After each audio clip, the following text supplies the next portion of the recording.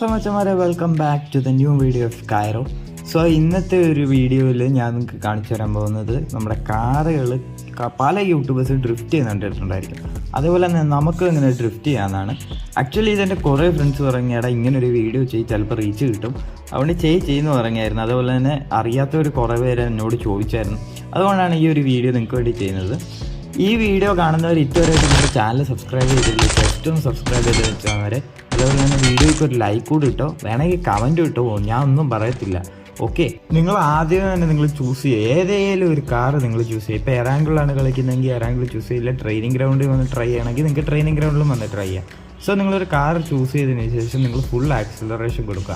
Full acceleration കൊടുത്തിട്ട് auto accelerate എന്ന് പറയുന്ന സാധനം നിങ്ങൾക്ക് ബ്രേക്ക് പിടിച്ചിട്ട് ജസ്റ്റ് നിങ്ങളുടെ റൈറ്റ് സൈഡോ ലെഫ്റ്റ് സൈഡോ ഉള്ള ആരോ, അതായത് റൈറ്റിലോട്ട് പോകുന്നോ ലെഫ്റ്റിലോട്ട് പോകുന്നോ, ജസ്റ്റ് നിങ്ങൾ ഇത് കാണിക്കുന്ന പോലെ തന്നെ ടാപ്പ് ചെയ്ത് കൊടുക്കുക.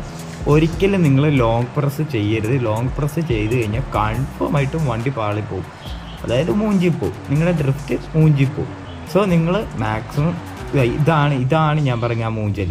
സോ നിങ്ങൾ മാക്സിമം ഡ്രിഫ്റ്റ് ചെയ്യുമ്പോഴത്തേക്കും ടാപ്പ് ചെയ്യുക. ഓക്കെ, ടാപ്പ് ചെയ്താലേ ഈ ഡ്രിഫ്റ്റ് കറക്റ്റായിട്ട് വർക്കത്തുള്ളൂ. അതേപോലെ തന്നെ ഓട്ടോ ആക്സിലറേഷൻ ഓണാക്കി ഇടാൻ മറക്കരുത്, അത് നിർബന്ധമായിട്ട് ഓണാക്കി ഇടണം, ഇല്ലെങ്കിൽ നടക്കത്തില്ല.